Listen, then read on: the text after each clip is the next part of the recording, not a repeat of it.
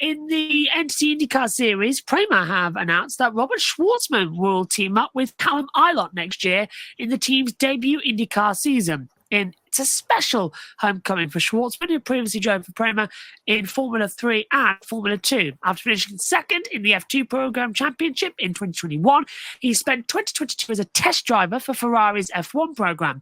But the F1 dream hasn't worked out for Shwartzman, as he spent the last 2 years in the GT World Challenge Europe, then the FIA World Endurance Championship, and now he's back in the open wheel racing series with a switch to IndyCar.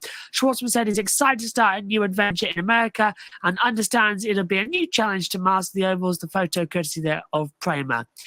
Absolute stellar bloke as well, Robert Shwartzman. He now races under the Israeli license as well, but as soon as everything that happened during the Russian invasion of Ukraine, he actually came out in support of Ukraine, and he's an amazing guy, Robert Shwartzman. Honestly, such a great, amazing chap as well.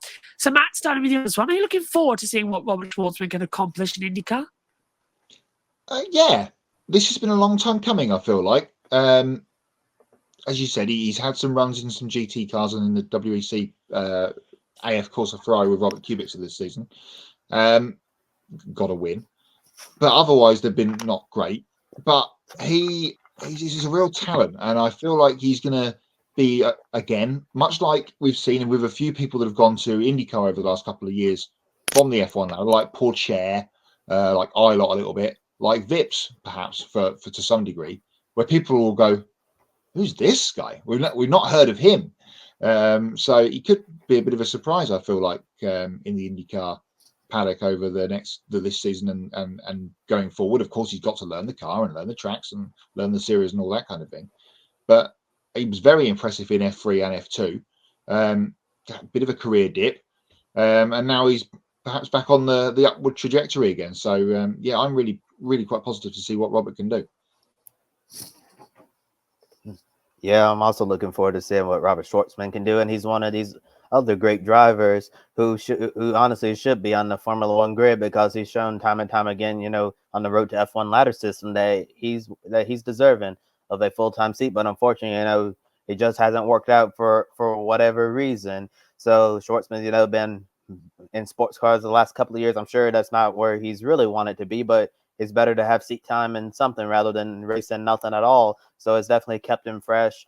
And for him to get this opportunity to move to the IndyCar series, I think it's been great. And I agree with you, Matt. I think he's also going to, turn a lot of heads in IndyCar. I think once Prema, gets his IndyCar program straightened out, I think he's going to have some solid runs alongside Callum Ilott. Ilott and Shwartzman, two products of Formula 2, Formula 3 as well. Coming over to IndyCar, it seems like we've seen this growing shift of drivers who are coming from these series in Formula 2 and Formula 3 that they are coming to the IndyCar. So it really started, with like Christian Lundgaard and all of that. And since then, we've seen Ilott come and Teo Pourchaire as well.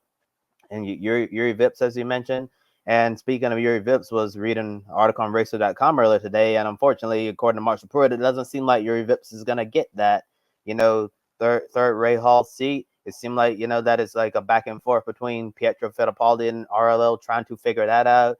And Vips, I don't know what's going to happen to him. He's remained loyal to Ray Hall, but, it's business, right? So there may not be a possibility for him to go there. But interestingly enough, Marshall Pruitt said that Devlin DeFrancesco is one of the front runners for that third seat at Ray Hall, Letterman, Lanigan Racing. So if that happens, quite an interesting choice there. But getting back to Shwartzman, I think he's an exciting young driver. And as you mentioned, the ovals are definitely going to be a challenge for him, as is for all drivers who come from the Formula One side of things in Europe. But given what we've seen from him in the past, he's a hard worker, and I think he'll get up to speed, and we may see some surprises from him in year one in the NTT IndyCar series. But all in all, I think Prema knocked it right out of the ballpark with their first driver lineup in IndyCar of Ilott and Shwartzman.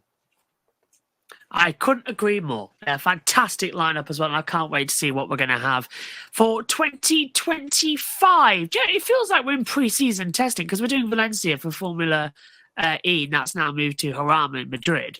And it feels like we're actually starting the season, not ending the season. There's still so much to go. It's a weird mindset you've got to put yourself into, because you're talking about 2025 a lot.